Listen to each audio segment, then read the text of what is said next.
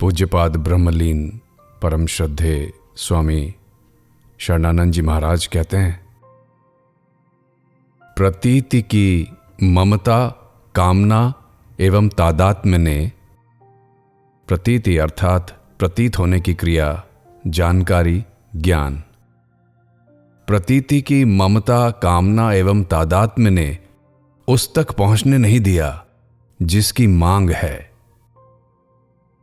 प्रतीति में सतत परिवर्तनशीलता का दर्शन जिस विधान से होता है, उसी विधान से स्वाधीनता की मांग पूरी होती है।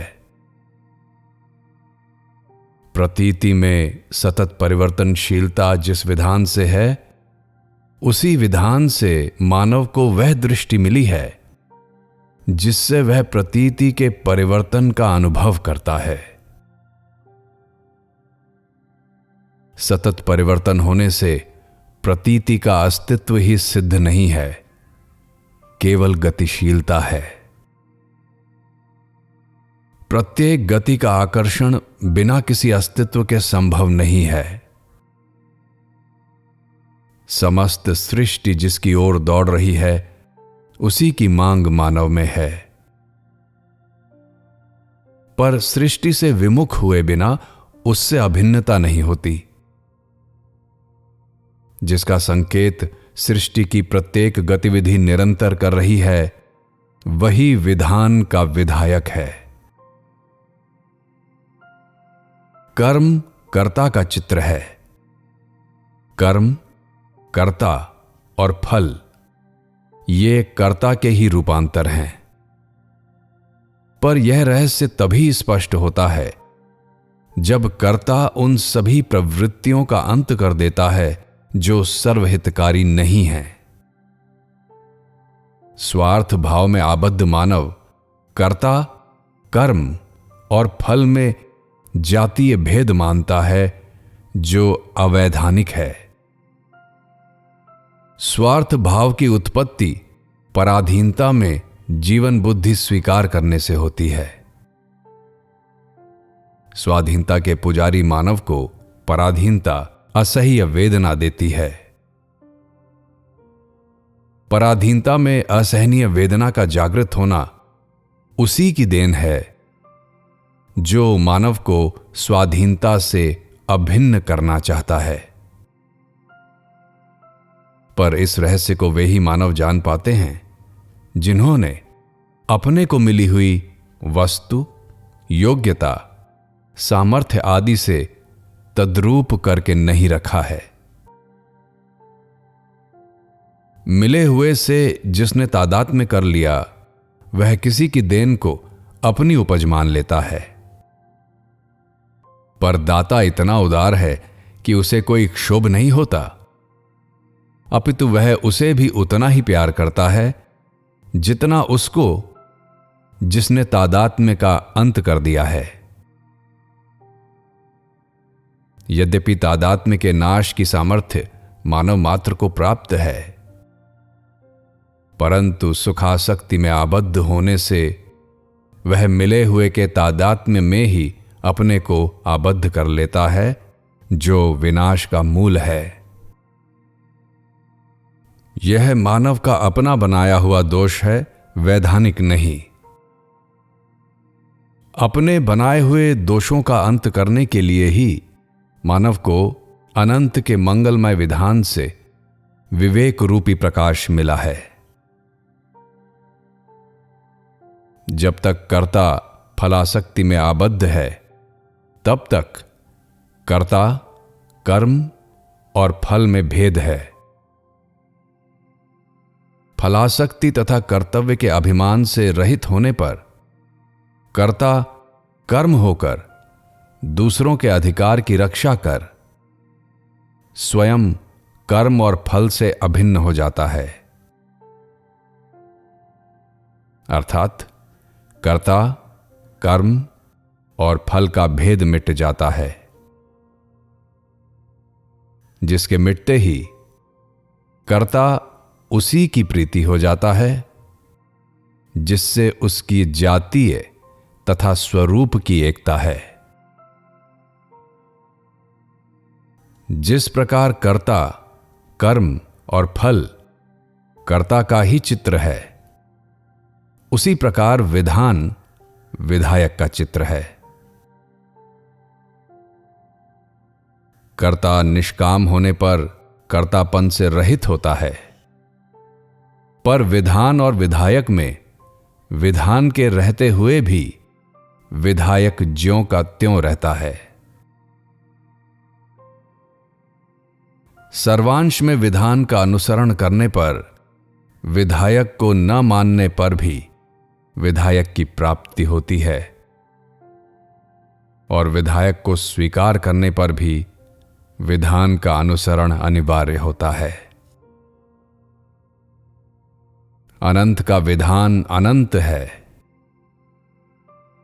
मानव ज्यों ज्यों विधान का आदर करता जाता है, त्यों त्यों उसे स्वयं विधान का बोध होता जाता है। विधान मानव की खोज है, उपज नहीं। खोज है कि होती है। अतएव जो विधान है उसी का बोध मानव को होता है।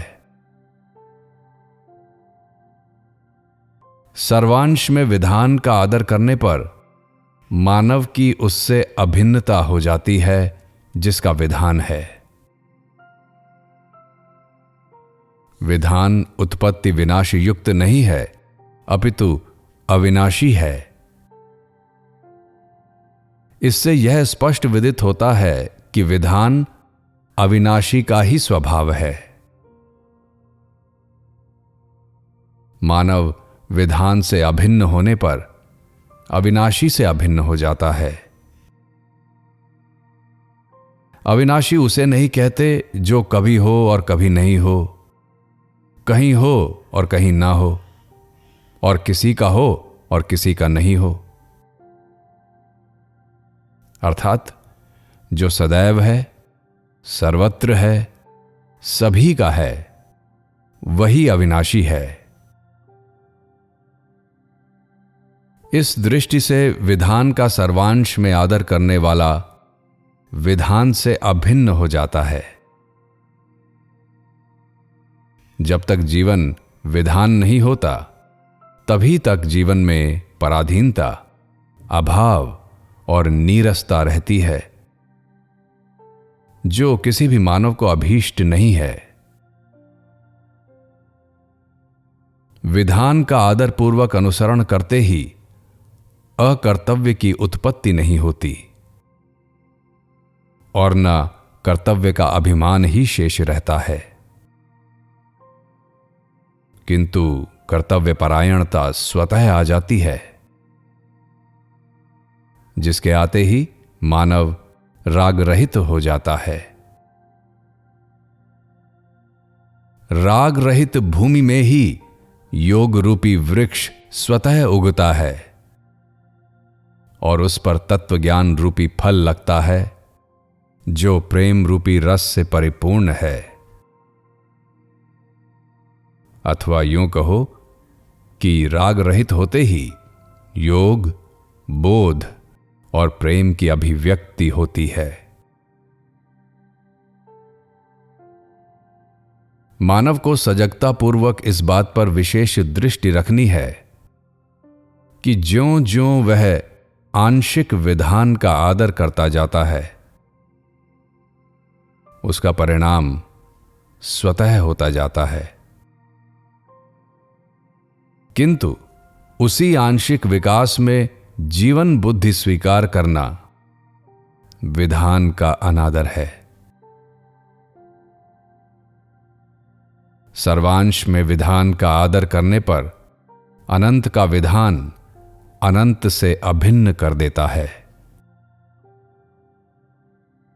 इस दृष्टि से सर्वांश में विधान का आदर करने पर विधायक को स्वीकार न करने पर भी उससे अभिन्नता हो जाती है।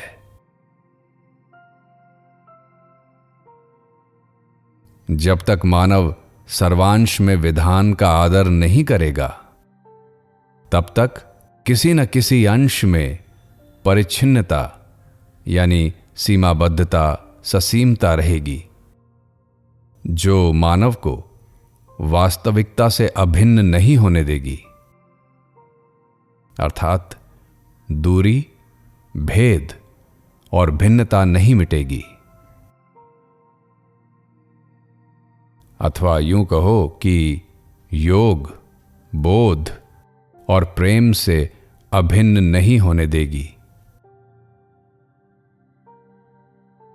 जिसके बिना हुए शक्तिहीनता, पराधीनता तथा नीरसता का सर्वांश में नाश न होगा। इस कारण परिच्छिन्नता का अंत अनिवार्य है, जो एकमात्र सर्वांश में विधान का आदर करने से ही साध्य है।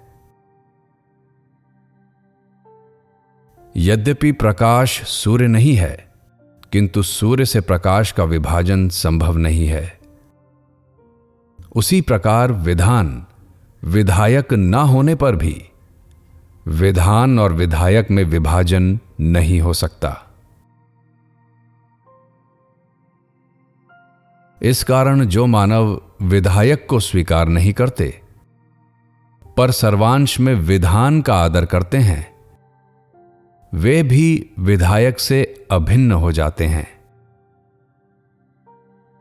इतना ही नहीं, जो है उससे दूरी, भेद और भिन्नता केवल विधान के भूल जनित अनादर से ही प्रतीत होती है। को स्वीकार करना अथवा स्वीकार न करना है की प्राप्ति में कोई विशेष महत्व नहीं रखता।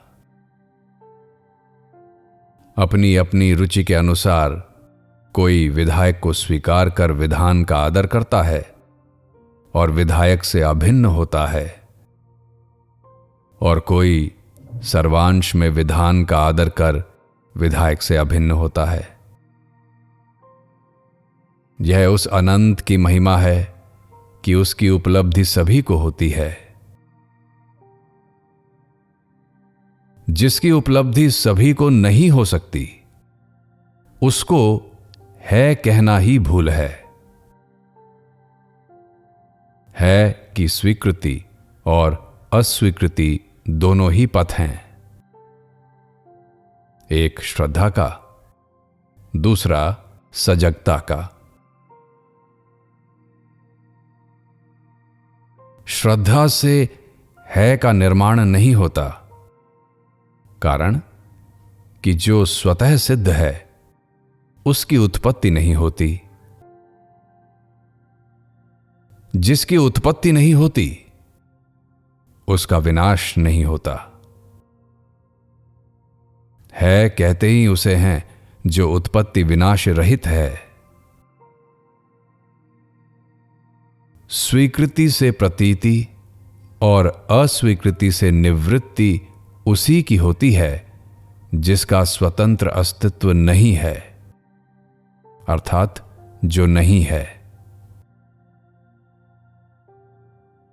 स्वीकृति से उसी की प्रतीति और अस्वीकृति से उसी की निवृत्ति होती है जो विधायक सर्वत्र सर्वदा सभी का है।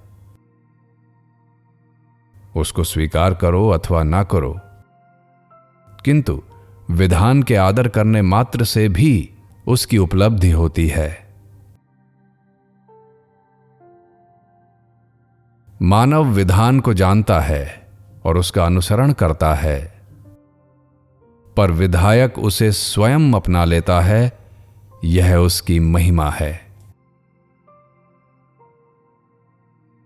प्राप्त विवेक का आदर अर्थात ज्यों-ज्यों मानव विधान का अनुसरण करता जाता है, त्यों-त्यों विधान से अभिन्न होता जाता है। विधान और जीवन में एकता होने पर ही विधान का स्पष्ट बोध होता है। विधान किसी की कल्पना नहीं है, अपितु वास्तविकता से परिचित होने का पथ है। विधान के अनुसरण में ही मानव जीवन का आदर है।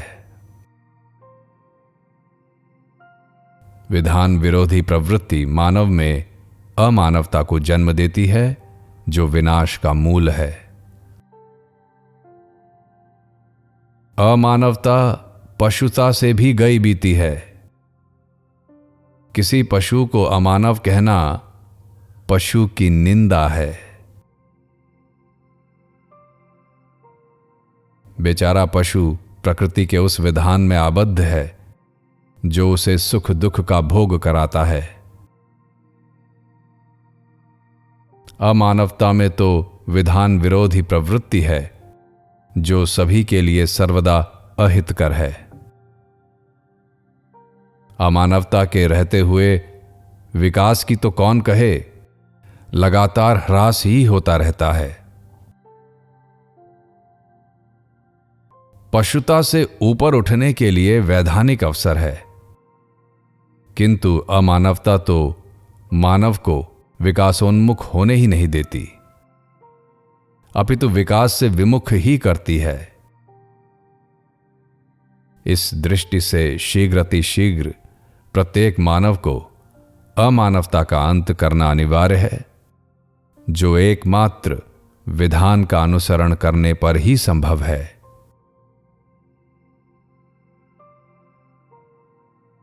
प्राप्त ज्ञान के अनादर तथा बल के दुरुपयोग का परिणाम सदैव अहितकर ही सिद्ध होता है, यह वैधानिक तथ्य है।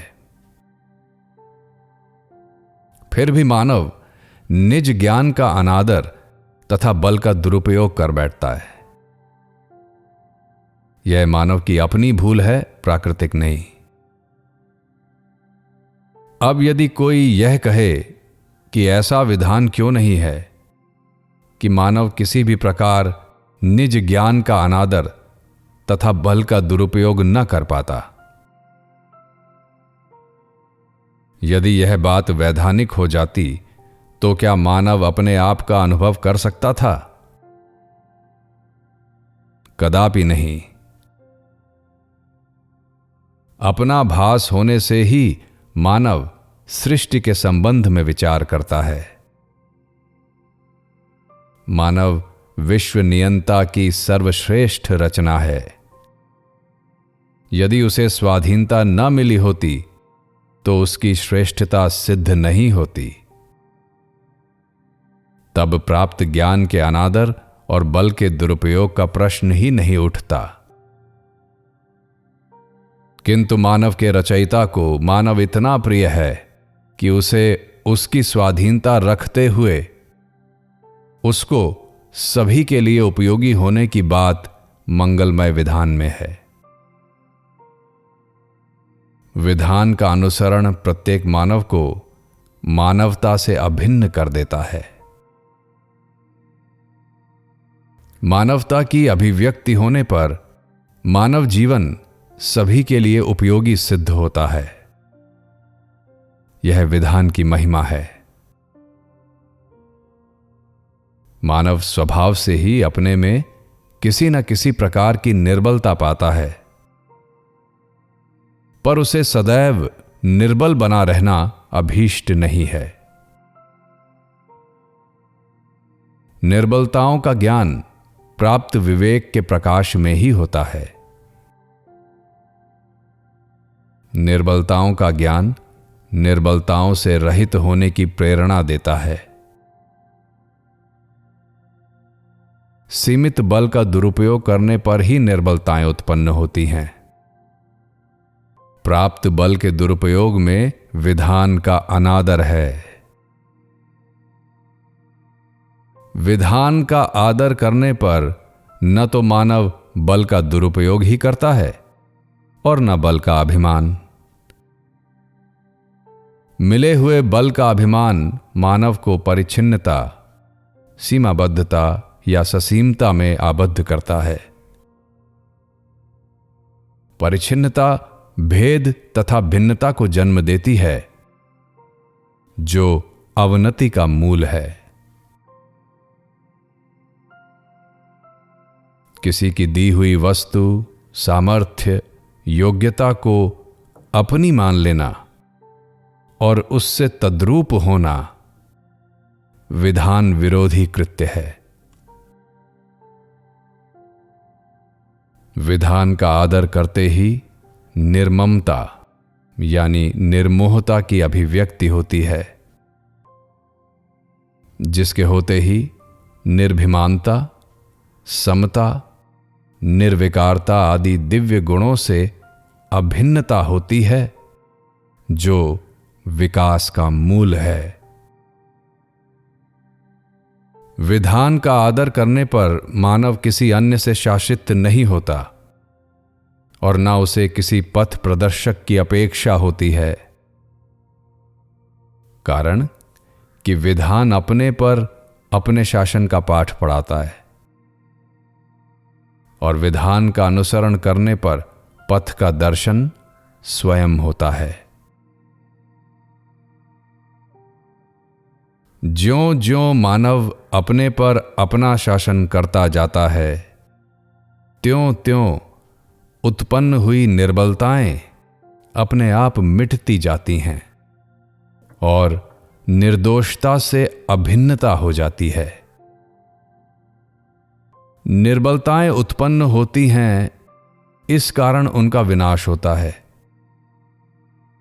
और निर्दोषता अनंत का स्वभाव अर्थात अनुत्पन्न तत्व है, अतः अविनाशी है। इस दृष्टि से निर्बलताओं के नाश में ही निर्दोषता निहित है। सर्वांश में विधान का अनुसरण करने पर समस्त निर्बलताएं सदा के लिए मिट जाती हैं। मानव ज्यों-ज्यों विधान का अनुसरण करता जाता है, त्यों-त्यों उसमें आवश्यक सामर्थ्य अपने आप आती जाती है। इस दृष्टि से विधान के अनुसरण में ही विधान के पालन की सामर्थ्य निहित है। विधान का अनुसरण करने में मानव सर्वदा समर्थ तथा स्वाधीन है। वह विधान हो ही कैसे सकता है जिसका अनुसरण सहज तथा स्वाभाविक न हो। विधान के पालन में जो असमर्थता तथा अस्वाभाविकता प्रतीत होती है, उसका कारण केवल निर्बलता जनित सुखासक्ति के अतिरिक्त और कुछ नहीं है। निर्बलताओं में सुख का भास तभी तक होता है जब तक मानव अपने को साधक स्वीकार नहीं करता, अर्थात अपने दायित्व तथा साध्य से अपरिचित रहता है। यद्यपि मानव जीवन में जिज्ञासा स्वभाव सिद्ध है, परंतु कामना पूर्ति का प्रलोभन जिज्ञासा को तीव्र नहीं होने देता। उस प्रलोभन का अंत करने के लिए यह विधान है कि सभी कामनाएं किसी की पूरी नहीं होती और मांग सभी की पूरी होती है।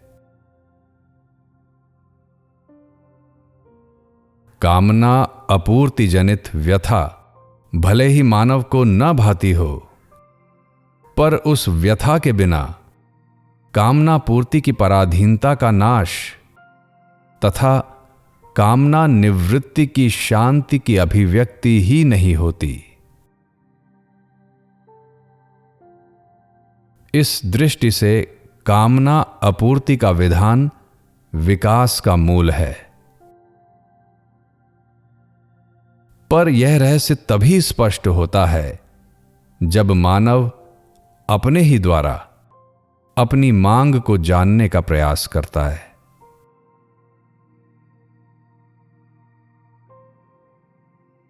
कामना पूर्ति जनित पराधीनता आरंभ काल में सुखद भले ही प्रतीत हो, किंतु पराधीनता का परिणाम जड़ता तथा अभाव किसी भी मानव को अभीष्ट नहीं है। पराधीनता जनित जड़ता तथा अभाव का अंत हो सकता है, पर विधान का आदर करना अनिवार्य होगा। विधान विरोधी कृत्य करते हुए पराधीनता का नाश संभव नहीं है। अनुकूलता का चला जाना और प्रतिकूलता का आ जाना यद्यपि सुखद प्रतीत नहीं होता, परंतु प्रतिकूलता के बिना क्या अनुकूलता की दास्तां मिट सकती है? कदापि नहीं। और जिसके बिना मिटे वस्तु, अवस्था, परिस्थितियों से असंगता हो ही नहीं सकती। असंगता के बिना चिन्मय स्वाधीन जीवन से अभिन्नता किसी भी प्रकार संभव नहीं है। इस दृष्टि से प्रतिकूलताओं के आने में मानव का विकास है, पर पराधीनता में जीवन बुद्धि होने से अनुकूलता प्यारी लगती है और प्रतिकूलता खारी लगती है। वैधानिक दृष्टि से अनुकूलता उदारता के लिए आती है, पर मानव प्रमादवश उसका स्वयं भोग करने लगता है। उस प्रमाद का अंत करने के लिए मंगलमय विधान से प्रतिकूलता आती है। प्रमाद का सर्वांश में अंत होने पर प्रतिकूलता अपने आप सदा के लिए चली जाती है। इसी कारण विचारशील मानव प्रतिकूलता से भयभीत नहीं होते, अपितु उसका आदरपूर्वक स्वागत करते हैं। यह सभी का अनुभव है कि मिली हुई सामर्थ्य, योग्यता आदि का उपयोग करने पर मानव असमर्थता का अनुभव करता है और कुछ काल के लिए प्रवृत्ति निवृत्ति में विलीन होती है, जिसके होते ही स्वतः सामर्थ्य आती है। यदि वह सामर्थ्य व्यक्ति की अपनी है तो असमर्थता का अनुभव क्यों हुआ? असमर्थता का अनुभव यह सिद्ध करता है कि सामर्थ्य व्यक्तिगत नहीं है, अपितु किसी की देन है। यह कैसा अनुपम विधान है जो असमर्थ होते ही सामर्थ्य प्रदान करता है और इस पर विचार ही नहीं करता कि असमर्थता सामर्थ्य के सदुपयोग से आई है अथवा दुरुपयोग से।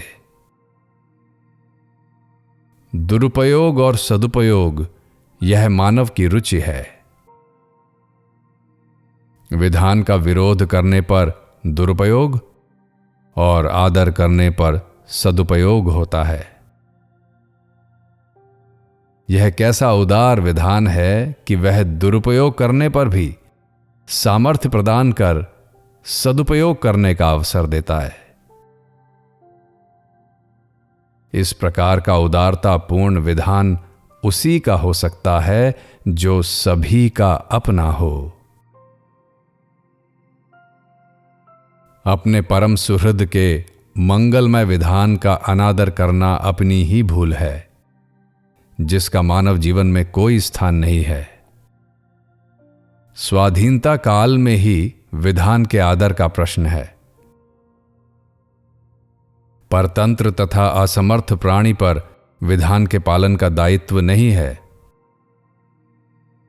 जिस अंश में मानव स्वाधीन तथा समर्थ है, उसी अंश में उस पर दायित्व है विधान के अनुरूप कार्य करने का। असमर्थता तथा पराधीनता से पीड़ित होने पर स्वतः सामर्थ्य तथा स्वाधीनता की प्राप्ति होती है, पर मानव प्रमादवश उस प्राप्त सामर्थ्य तथा स्वाधीनता का दुरुपयोग कर बैठता है और फिर उसके परिणाम को भोगते समय विधान और विधायक को दोषी मानता है। यह मान्यता अपने को धोखा देती है, वास्तविकता से विमुख करती है। इस मान्यता का मानव के जीवन में कोई स्थान ही नहीं है। असमर्थता तथा पराधीनता की पीड़ा उसी समय तक रहती है जिस समय तक मानव सामर्थ्य का दुरुपयोग करता है। सामर्थ्य के दुरुपयोग न करने का अविचल निर्णय करते ही असमर्थता तथा पराधीनता स्वतः सदा के लिए मिट जाती है। पर यह रहस्य वे ही जान पाते हैं जिन्होंने मंगलमय विधान की खोज की है तथा उसका आदरपूर्वक पालन किया है। सीमित परिवर्तनशील पर प्रकाश्य वस्तु सामर्थ्य तथा योग्यता में आबद्ध होकर मानव असीम, अनंत, नित्य, चिन्मय जीवन से विमुख न हो जाए, इसी उद्देश्य की पूर्ति के लिए प्राप्त वस्तु योग्यता आदि का ह्रास होता रहता है और आवश्यकता अनुसार वस्तु आदि अपने आप प्राप्त होती रहती है। पर जब मानव अनेक बार अवसर मिलने पर प्राप्त वस्तु सामर्थ्य आदि का सदुपयोग नहीं करता और उससे असंग नहीं होता, तब विधान से वस्तु सामर्थ्य आदि का अभाव अनुभव करने के लिए उसे विवश होना पड़ता है। यदि अभाव के अनुभव होने पर भी मानव वस्तु योग्यता आदि से असंग तथा निष्काम हो जाए, तो मंगलमय विधान मानव को वास्तविक जीवन से अभिन्न कर देता है। इस दृष्टि से मानव जीवन में असफलता के लिए कोई स्थान ही नहीं है। असफलता का दर्शन अवैधानिक है, अर्थात मानव के भूल से होता है। असफलता जनित वेदना सफलता की जननी है। यह कैसा अद्भुत विधान है कि अभाव की वेदना में पूर्णता की प्राप्ति निहित है। आवश्यकता ही एकमात्र जिसकी प्राप्ति का उपाय है, उससे निराश होने के समान और कोई भारी भूल नहीं है। कामना उत्पत्ति, पूर्ति तथा अपूर्ति काल में प्रत्येक मानव को पराधीनता का ही अनुभव होता है। इस दृष्टि से कामना ही पराधीनता की जननी है। कामनाओं का उद्गम अविवेक सिद्ध है, अर्थात मंगलमय विधान से प्राप्त विवेक का आदर न करने पर ही कामनाएं उत्पन्न होती हैं, जो मानव को पराधीनता, जड़ता तथा अभाव में आबद्ध करती हैं। इस दृष्टि से निष्कामता बड़े ही महत्व की वस्तु है। पर जब तक मानव निर्मम यानी निर्मोही नहीं होता, अर्थात प्राप्त विवेक के प्रकाश में यह अनुभव नहीं करता कि प्राप्त वस्तु सामर्थ्य तथा योग्यता अपनी नहीं है, तब तक निष्काम होना संभव नहीं है।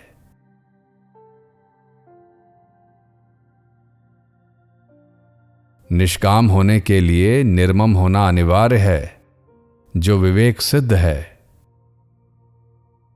अर्थात निष्कामता की प्राप्ति विधान के आदर से ही संभव है।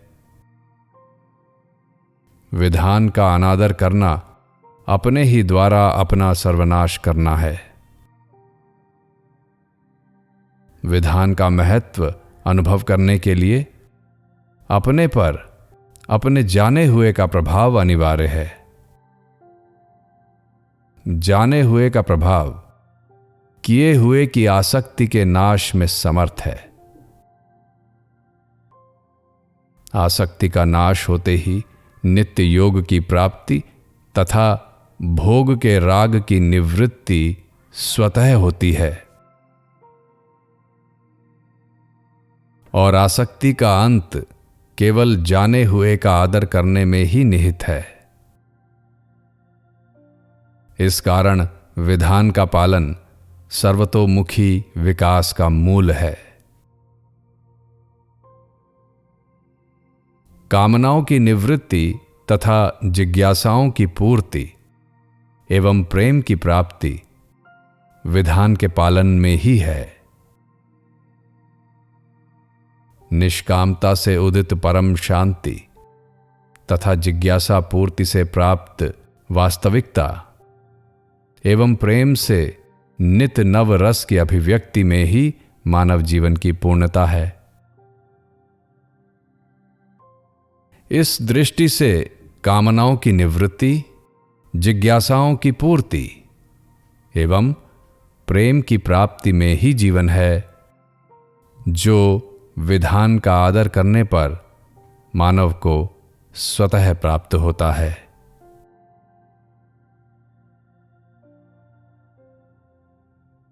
अल्प से अल्प आयु, वस्तु, योग्यता, सामर्थ्य होने पर भी मानव को वास्तविक जीवन से निराश नहीं होना चाहिए। कारण कि वास्तविक जीवन से मानव मात्र की जातीय तथा स्वरूप की एकता है। मिली हुई वस्तु, योग्यता, सामर्थ्य आदि से मानव की जातीय भिन्नता है। वस्तु, योग्यता आदि की जातीय एकता यह अर्थात सृष्टि के साथ है, मैं के साथ नहीं। मानव साधक है, शरीर आदि वस्तु नहीं। साधक पर मिले हुए के सदुपयोग का दायित्व है। जो नहीं कर सकता वह मानव को नहीं करना है और विधान विरोधी अर्थात जो नहीं करना चाहिए वह भी नहीं करना है। इस दृष्टि से जो करना चाहिए तथा जिसे कर सकते हैं वही करना है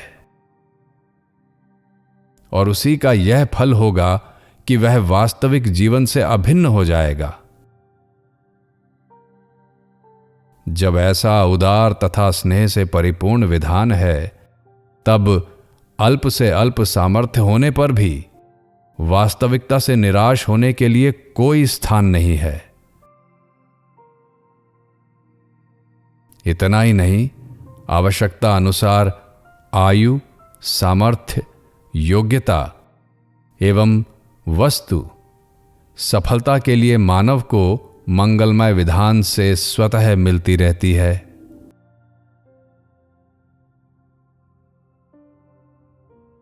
पर जब मानव प्रमादवश वस्तु, योग्यता आदि को ही जीवन मान बैठता है, तब उसे पराधीनता तथा अभाव जनित वेदना सहनी ही पड़ती है। यद्यपि वेदना की उत्पत्ति में भी विकास होता है, ह्रास नहीं। अतः मानव जीवन में वास्तविकता से निराश होने के लिए कोई स्थान नहीं है। मंगलमय विधान में अविचल आस्था न होने से ही मानव निराश होता है, जो उसका अपना बनाया हुआ दोष है। करने में सावधान तथा होने में प्रसन्न रहने से मंगलमय विधान में अविचल आस्था अपने आप हो जाती है, जो सर्वतोमुखी विकास का मूल है।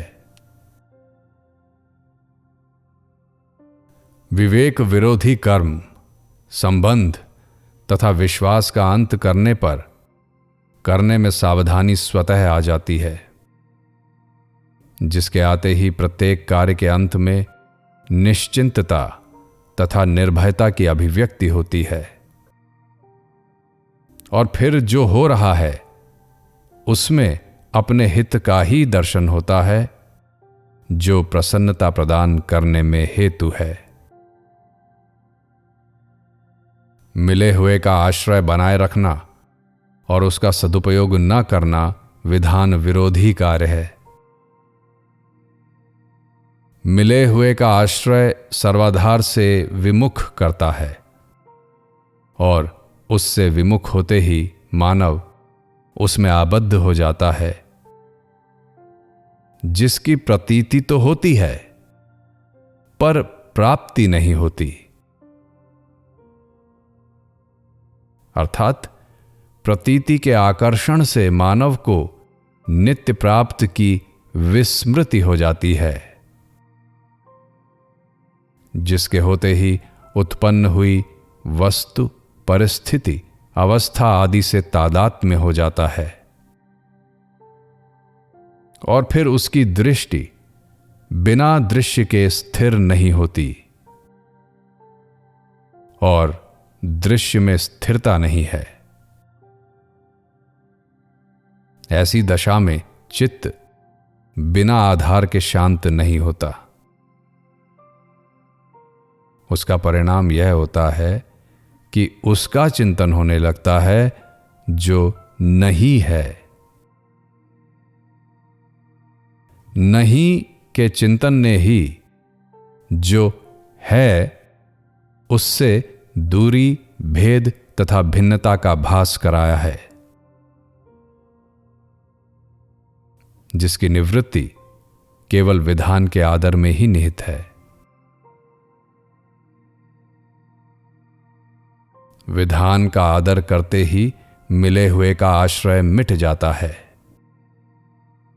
और फिर सर्वाधार का आश्रय मिल जाता है, जिसको पाकर मानव प्रतीति से विमुख होकर वास्तविकता से अभिन्न होता है।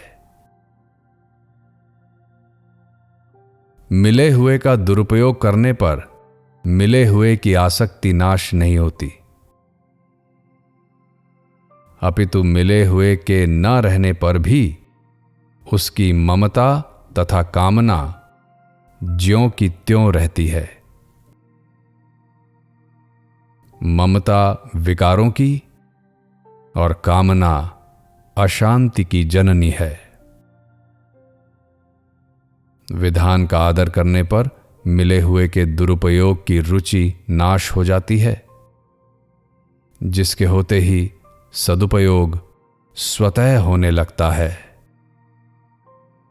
और फिर मिले हुए से असंगता हो जाती है, जो वास्तविक जीवन से अभिन्न करने में समर्थ है। अतः मानव जीवन में विधान विरोधी कृत्य का कोई स्थान ही नहीं है। समस्त साधनों की अभिव्यक्ति वैधानिक तथ्य है। विधान का अनादर करने पर ही असाधन उत्पन्न होते हैं। असाधन के साथ साथ बलपूर्वक किया गया साधन वर्तमान में सिद्धिदायक नहीं होता और मानव जीवन का महत्व वर्तमान में सिद्धि प्राप्त करना है। पर यह रहस्य तभी स्पष्ट होता है जब मानव सर्वांश में विधान का आदर कर असाधन से रहित होता है। विधान के आदर का अर्थ है कि जाने हुए के अनुरूप ही कर्म हो, अर्थात उन सभी प्रवृत्तियों का अंत हो जाए जो विवेक विरोधी हैं। किए हुए का परिणाम कर्ता को विवश होकर भोगना पड़ता है और कर्म का संबंध पर अर्थात दूसरों के प्रति होता है। अतः दूसरों के प्रति की हुई भलाई अथवा बुराई अपने प्रति होती है। इस दृष्टि से किसी भी मानव को किसी के प्रति किसी भी परिस्थिति में बुराई करनी ही नहीं चाहिए। प्राप्त बल का उपयोग निर्बलों की सेवा तथा अपनी रक्षा में कर सकते हैं, किसी के विनाश में नहीं। यह तभी संभव होगा जब मानव का हृदय सर्वहितकारी सद्भावना से भरपूर रहे। सद्भावना की अभिव्यक्ति तभी होती है जब मानव विवेक विरोधी संबंध तथा विश्वास का अंत कर दे। विवेक विरोधी संबंध तथा विश्वास का अंत करते ही अपने आप निर्ममता तथा निष्कामता एवं असंगता प्राप्त होती है। निर्ममता अर्थात निर्मोहता से निर्विकारता, निष्कामता से शांति और असंगता से स्वाधीनता की अभिव्यक्ति होती है। इस दृष्टि से विवेक विरोधी कर्म तथा संबंध के त्याग से मानव कर्तव्यनिष्ठ एवं असंग होता है। कर्तव्यपरायणता जगत के लिए और असंगता अपने लिए उपयोगी सिद्ध होती है। यह विधान के आदर की महिमा है।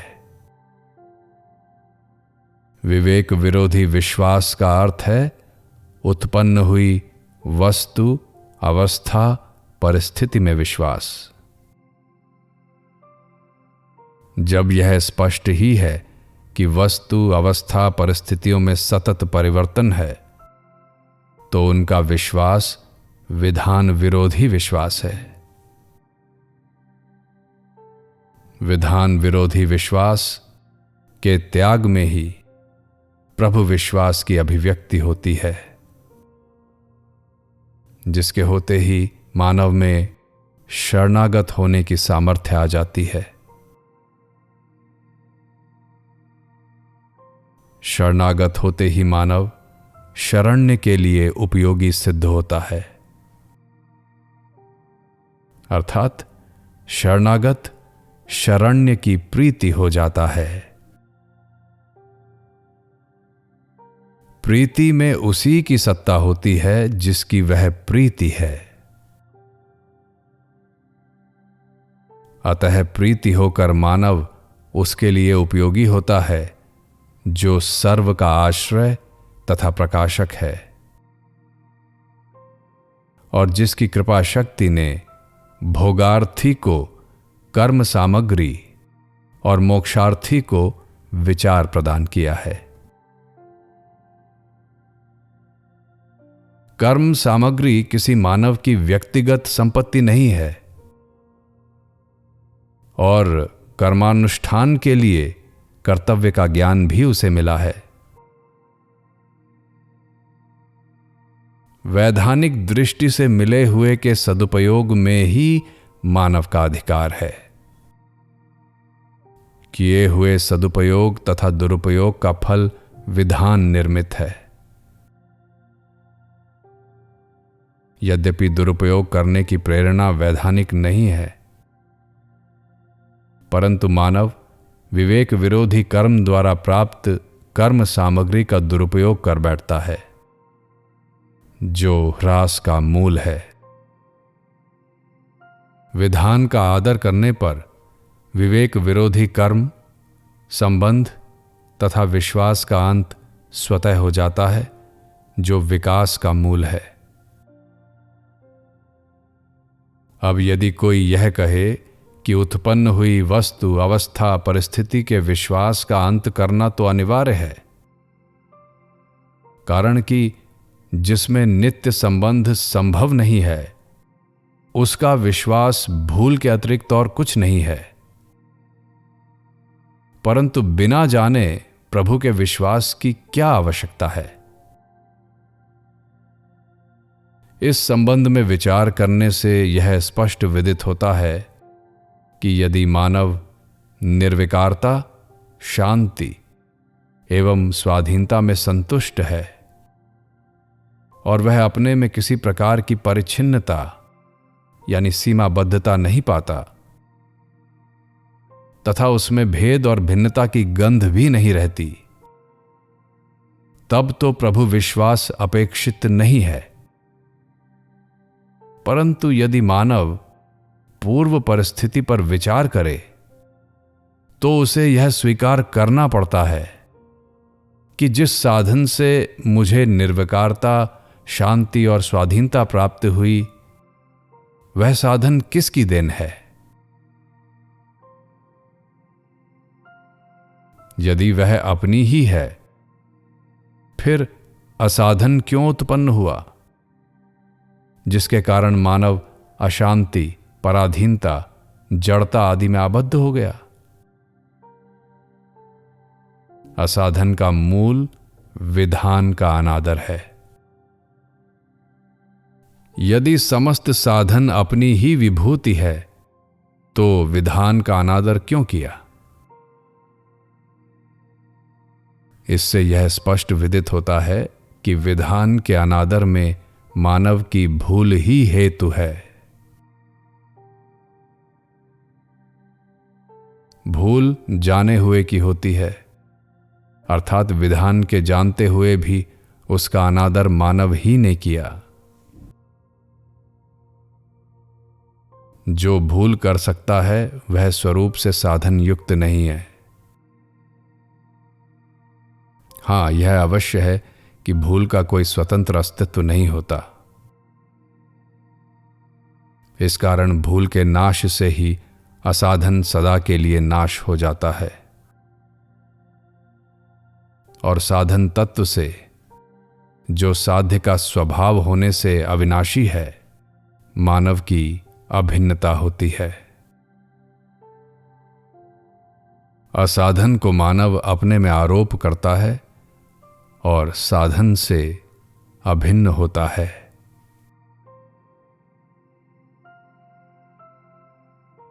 यह वैधानिक तथ्य है कि अभिन्नता उसी की होती है जो नित्य तत्व है, और आरोप तथा तादात्म्य उसी से होता है जो अभाव रूप है। इस दृष्टि से यह स्पष्ट ही है कि जिसने भूल का अंत करने के लिए सामर्थ्य प्रदान की, उसने इस उदारता से की कि वह सामर्थ्य मानव को अपनी ही मालूम हुई, किसी की देन नहीं मालूम हुई।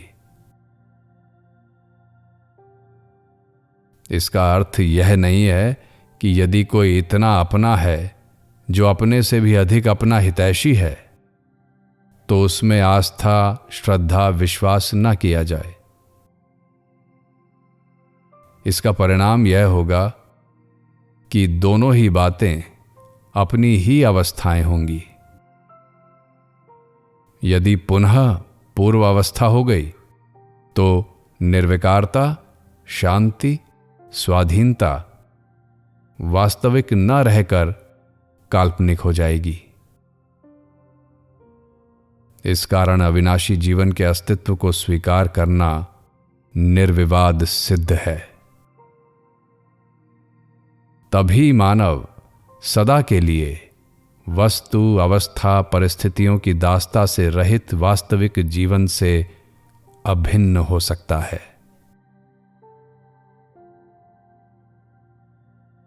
पराधीनता, जड़ता, अभाव आदि का अभाव तभी संभव होगा जब पराधीनता आदि का कारण अपनी भूल स्वीकार की जाए। विधान के अनादर के अतिरिक्त भूल का कोई स्वतंत्र अस्तित्व नहीं है।